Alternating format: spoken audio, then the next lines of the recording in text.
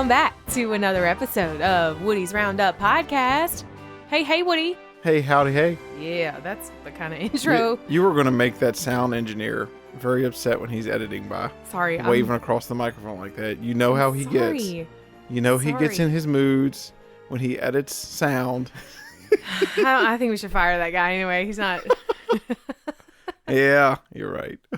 He's out of here. Yeah. Hey, have you had a good night? It's a great night. Yeah? Yep, we watched episode of The Proud Family. Mm-hmm. And, gosh, I don't even know if we should bring this up. Can I just do my Proud Family? Yeah, go ahead. Yeah. Oh, gosh. I just scared the That's dog. it. And now the audio peaked on that. So that sound engineer, he is out the door. He quit. We don't have to fire him. Okay.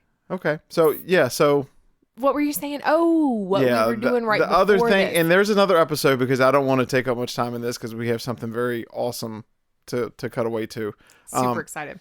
But, yeah, so we were attempting, and I'm not downing it, and this is for another episode, and I think we even have somebody coming on to talk about live action remakes, redos, but we, for the first time that I can remember, we actually just stopped watching a movie, a new Disney movie, and it was Aladdin, the new one.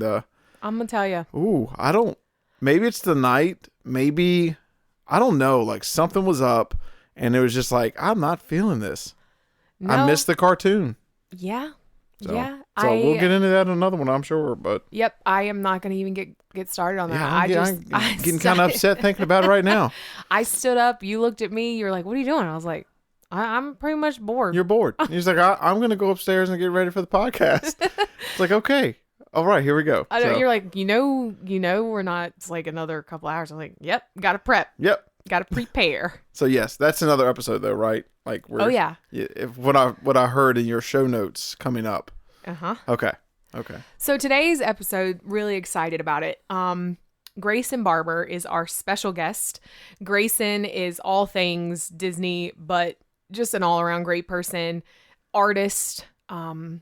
We've talked about, lots of things on this podcast, but the one thing we hadn't really touched on yet, because I felt we didn't have an expert in it, was the Disney College program. And so I reached out to Grayson and was hoping that he would sort of get back with me and that we could set up a time. And sure enough, it all works out for today. So super excited about the interview. You'll hear us play a little game, and it's just a lot. It's gonna be a lot of fun for you guys. So, all right. So without further ado, here is my interview with the awesome Grayson Barber.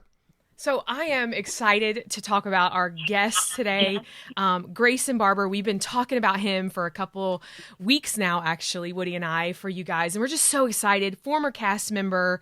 So say hello to Grayson. Grayson, how are you? I am doing great. I'm doing great. How are you guys? Oh, we're doing awesome. So Woody's in the background, and I'm going to just take the reins here because I have a special place in my heart for Grayson. So first, I want to play a little game with you, if you don't mind. Yeah. Okay, so the game is called This or That. So I'm going to give you two choices, and you tell me which one would you choose between this or that. So Space Mountain All right. or Splash Mountain? Splash Mountain, definitely. Okay. Haunted Mansion or Peter Pan? Haunted Mansion. Jungle Cruise or Ariel's Grotto? Oh, man. I'm going to say Ariel's Grotto for this one. Yes. Okay.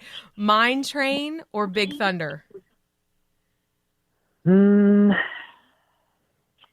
I got to think about that one. That one's hard. Mine Train. Yes. Flight of Passage or Soarin'? Oh, Flight of Passage. Country Bear Jamboree or the Hall of Presidents? Country Bear Jamboree. Oh! There we go. Woody is celebrating in the background. Dole Whip or Mickey Pretzel for the win? Dole Whip. So really, honestly, that game has nothing to do with Woody or I, other than like half of them are Woody's favorite and half of them are my favorite. But it's seemingly you and I would have a better day at Disney than you and Woody. Okay. So let's just get a little bit of background on you. I first know you first and foremost as the most incredible artist that I've ever encountered. And you've been doing art forever. Yeah? Yes, yes, I have. I've been drawing since I was very, very little. And tell me a little bit about your style. Tell me a little bit about your approach to art. So my passion really lies with animation and cartoons and comics. So I've always just gravitated more towards drawing, like kind of like in that style. I really, really, really love like the concept art that goes into the pre-production for animated movies and stuff. So I really like drawing like in the style of old Disney animators and yeah, like I guess I just gravitate more towards that than anything like painting or sculpting or anything. Right. So remembering, and you guys, our audience who's listening, I was actually Grayson's teacher. And if anything, for what? I would even say a year. But in that year, Grayson taught me. Like Grayson taught me things that that I will cherish. And I think I loved the purity in your art. And I'm gonna push again on my Instagram, on our Instagram, just for people to follow you. You've got tons of followers. Anyway, you don't Oh, certainly need me, but you guys, if you get a chance, check out his art. Check out what he does. I mean, it is possibly one of the most incredible journeys that I've seen you be on, is going from, I mean, your early art is great too. This, I would say, later art is more digital driven, because I know you got into more learning about computers, learning more digital art, which in the school that you and I were at, it didn't offer that. So you kind of got bigger mhm. into the more computer digital side in college, yeah? Yes, yeah, for sure. I guess yeah, in high school I was just starting really like I think I really started taking my art seriously when I was like 16, I Mm, think. And I had you my senior year of high school, so that was a couple years later. And I was really like, when I had you as a teacher, I was really on the road to bettering my art, like yeah. in a traditional sense. So I Yeah. did a lot of like pencil drawing. I think I was getting into inking and stuff like that. But yeah, when I went to college, I was a graphics design major for a few years, and then I switched over to studio art. But yeah, I really learned like a lot of the software and stuff, and Right. then I started getting like my tablets to do digital art and everything. So I've been learning about that more so recently.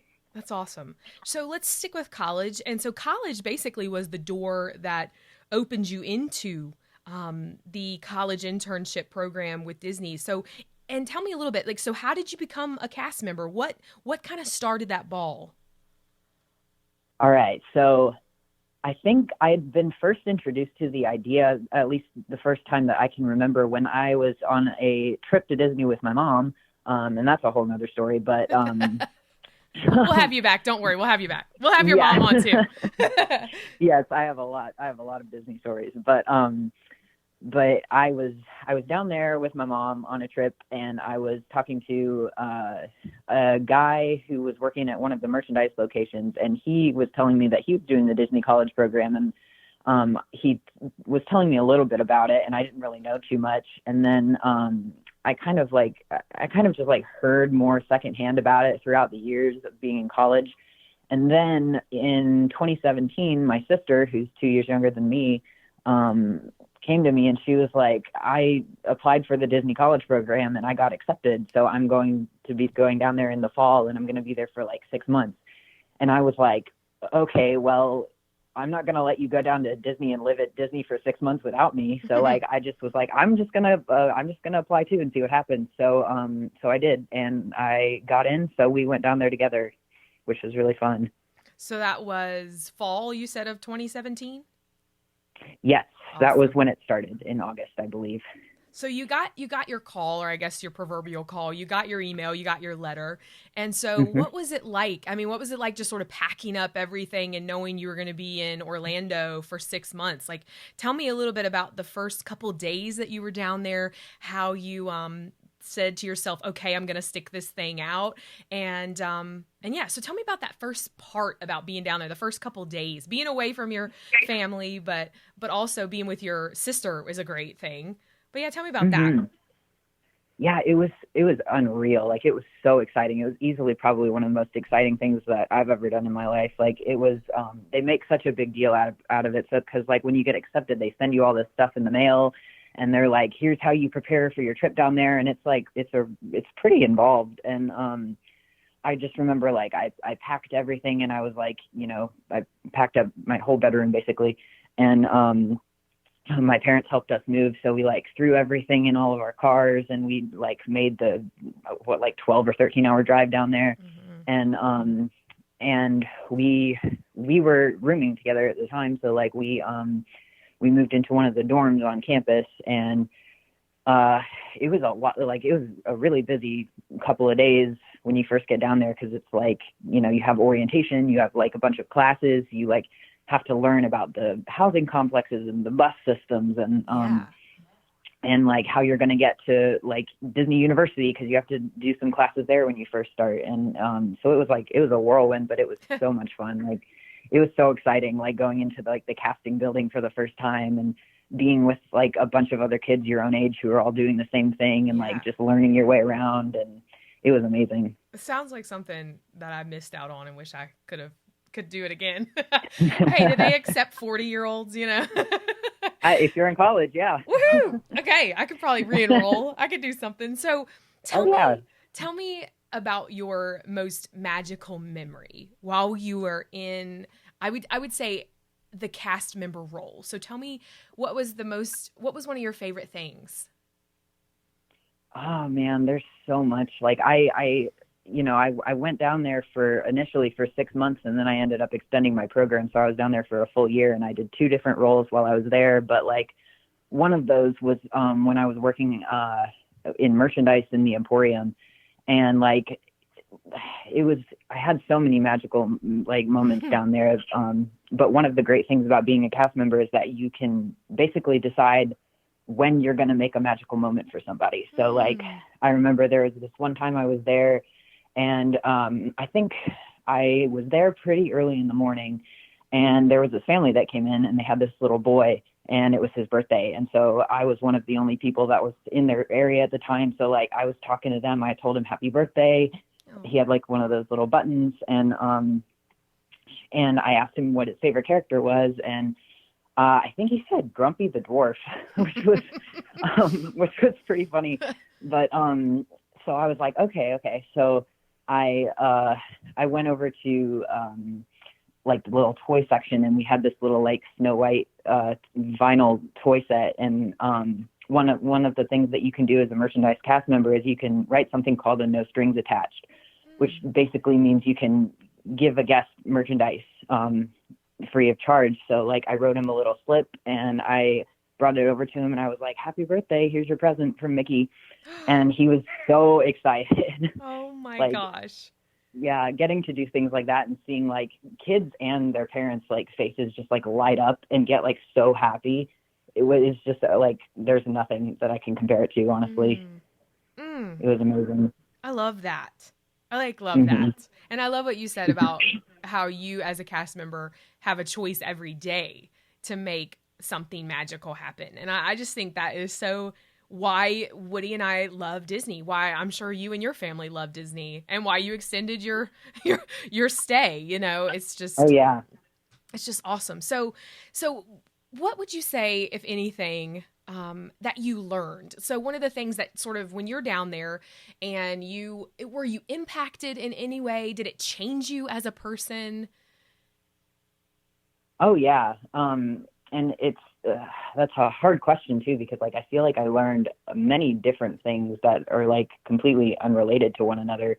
It was just like, the experience brought like so many different aspects of, like opportunity for growth and stuff. But I would say one of the biggest things was just like the realization that like, you can literally like make whatever you want to, like, of yourself. Like, I met so many different people down there who, like, I mean, most of the cast members I feel at Disney are like started out in the college program, and like, you know, I had a lot of them who were in leadership positions above me. Like, so like a lot of my coordinators and my leaders and the managers and everything, like a lot of them started out as CPs. And so like, it was just like really cool to see like how they had like grown from literally where I was in, like in the moment when I was there, like they were in the exact same position. And then they just stayed down there and they loved it so much that they like grew and furthered their careers. And like, there's so many cool opportunities to do that down there. So like, I got to talk with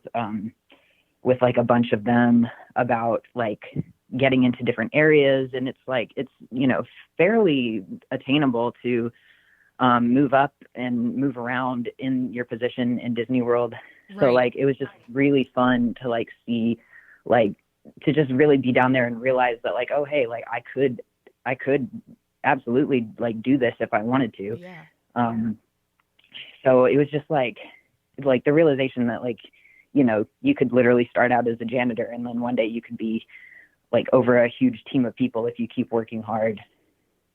And I think that kind of plays into my next question. And that would be like what advice you would give for someone who wants to work for Disney. I love that you already pretty much said, you know, that you can start out as a street sweeper and then work your way up to, you know, Bob Iger. but yeah.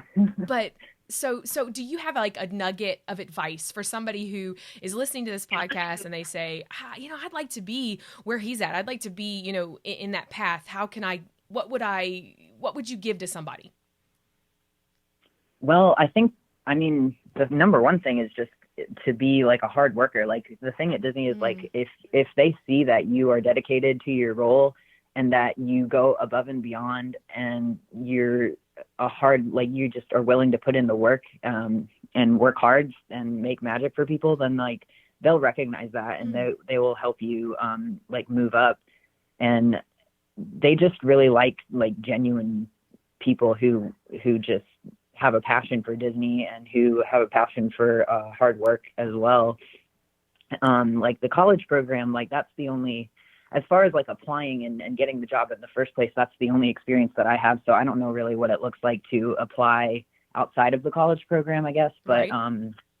But you know, like they hire thousands of people. So like, right. It's, I feel like getting the job in the first place isn't like, it's not like as hard as probably a lot of people would think. Right. But yeah, like when I was down there too, like I really was like, especially when I was in my merchandise role, I did a lot of the stocking. Mm-hmm. And so like, I was just very like, dedicated to making sure that like my section of the store like looked as good as it could at all times. And my leaders like would see that. And like, I had to leave in July of 2018. That's when the cutoff was for me. But, and then I had to come back to school. But like one of my leaders, like, came to me one day and was like saying like, oh, how much longer are you here for? Like, and so I told her I was only there for like another month, and she was like, oh man. And I was like, why? And she's like, well, cause you're just like such a hard worker and you do your job really well. And I like wanted to like see about making you a trainer. And that's like the next step up. And once you're a trainer, then you can move up from there. So I would have loved to have the opportunity to do that. But unfortunately, like where I was in life, I couldn't stay. But yeah, like they'll recognize your work ethic if it's there. So you said you always tried and strived to make your section look the best. What do you think that comes from? Because honestly, I'll be honest, I see this because years after you graduated and then, you know, more and more high school kids sort of piled in, it felt like that work ethic isn't there. Is that because something you are different, or do you think it's just because when you're down there, Disney does something to your heart, your joy? What do you think that came from? Well, I would say it differs from person to person, because like a lot of college program kids kind of just go down there just to like have a good time, and They don't really like care about the job aspect of it so much. Mm-hmm. And like I was aware that was an attitude that a lot of kids like have going into it, and I didn't really want to do that. Like I've just always kind of naturally been like a hard worker. I don't like being seen as somebody who doesn't do their job. Yeah. But I think for me anyway, it was a combination of both probably. I took a lot of pride in what I did because I really I love Disney and I want everybody to have a good experience when they go there. And that was the task that I was assigned at the time. So I was like, I'm going to do this really well because for one, I naturally just have a inclination to clean things, but really, I don't well, it bothers me when things are messy, and I didn't like it when the store looked messy because it just looked bad. But I was also a housekeeper when I was down there. So, That's right. Yeah, but also I really like to work hard basically. And I wanted to stand out because a lot of the other stalkers didn't do as good a job as I did, and I just took a lot of pride in making that my section of the store look really good because I wanted to stand out. And you stand out, bottom line, you always have. But so what was it like? What was it like waking up in Disney every day? Did you ever get sick of it? No, never ever. I was waiting for that question because I surprised you with that one. But I was going to say, did you ever just not want to go to work? Oh, well, yeah. There were some days where I knew I had a really long shift coming up and I was tired. And when you're down there, you don't really you don't always want to work because you're oh, if I'm going to the parks, I wish I was just going to have fun and to play. But it was never I don't ever remember it being unbearably awful or anything like that. That's good. That's good. There were a couple days where I was just oh man, I don't want to work today. But it's always it always got better when I got there and I was in that environment. It was a big motivator for sure. So what would you say, if in your opinion, would be your 3 must-do things to, if somebody's listening to this, first timers, which we have a lot of people that listen to this podcast that haven't been to Disney or planning on going to Disney, what are your 3 must-dos? And let's just stick to Magic Kingdom because we could talk all night. Oh, yeah. Let's see. So for me, one of the biggest things personally that I would say is a must-do in Magic Kingdom is to see the shows. Maybe not all of them because they have a lot of them, but if you can just grab even if you're not a show person, just find something that's going on and just watch a show. I love the Friendship Fair that they do in front of the castle, and they do that one several times a day. So that one's, and it usually doesn't have a huge crowd, so it's really easy to just kind of pop in and even watch just a little bit of it. But I love the productions that they do, and the Festival of Fantasy parade that they have at 3:00 every day. And then they have a little Muppet show in Liberty Square. That's really cute. I don't know. For me, the shows are a big thing because I feel like that's a big part of the Disney experience because there's just so much that goes into the production of those things. But another thing I would say, I feel like this is kind of unconventional, but I love all of the details in the park. And there are so many of them, and I feel like it can really enhance your experience if you just take a little bit of time to pay attention to your surroundings and look at the details in the park. There are so many things, things that I don't even know about, and I've lived there for a year. But if you're walking down Main Street, there's a little window up in one of the shops that says voice lessons, I think, on the side of the building, and you can hear singing if you pay attention. And yeah, that's so awesome. Yeah, just little things like that I love. It's one of my favorite parts of Disney. So if you're gonna get the most out of it, I would say take a little bit of time to look around and just pay attention to the little details that are around you. That is great. And I love that one. Thanks. And then the third one is food. Definitely. Yes. I get it if you're on a budget and you can't pay for every single meal in the parks because it is expensive, but I would definitely prioritize getting at least a little bit of food because there's nothing like Disney food. I still right. I have some days still where I'm oh man, I really wish I could just go to Magic Kingdom and go to the Friar's Nook and get those tater tots with buffalo chicken on them or something. What? Like, that is something new. Woody, we have never done that. Yeah, that's pretty new. I think they used to have mac and cheese there. I think which was delicious, but then they changed it to tater tots. Hey, which don't are also think delicious. I'm not writing this down the whole time. Like, I'm taking notes as you're talking. Like, I'm just writing stuff down.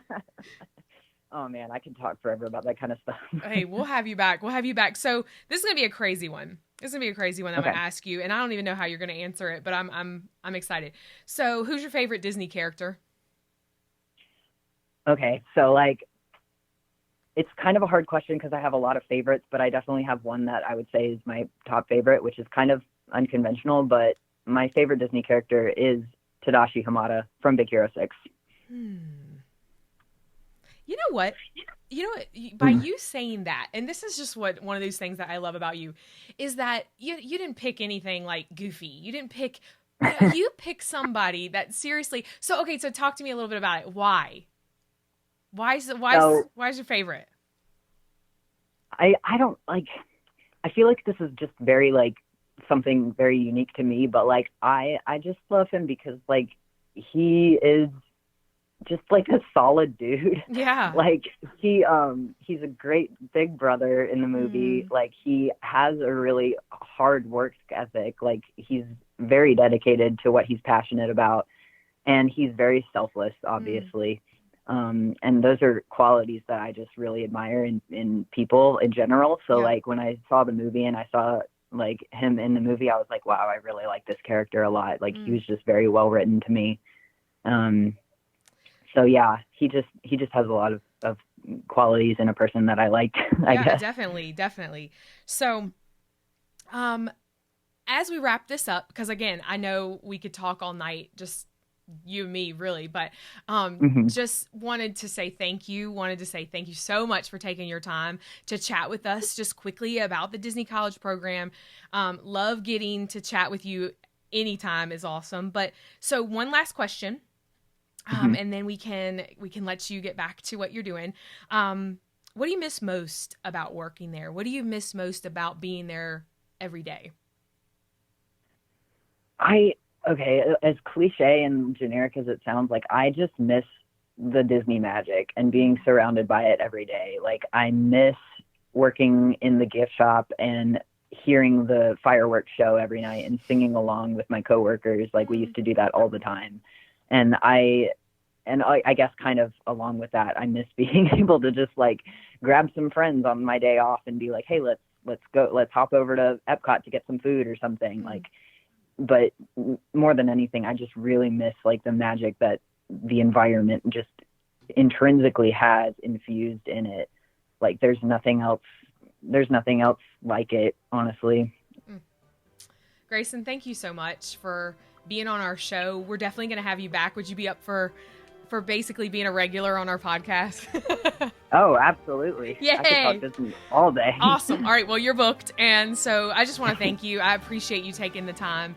And we're going to have you back. So have a great night. Say hello to your family. And I appreciate you so much. Oh, I appreciate you guys. Thank you so much for having me on.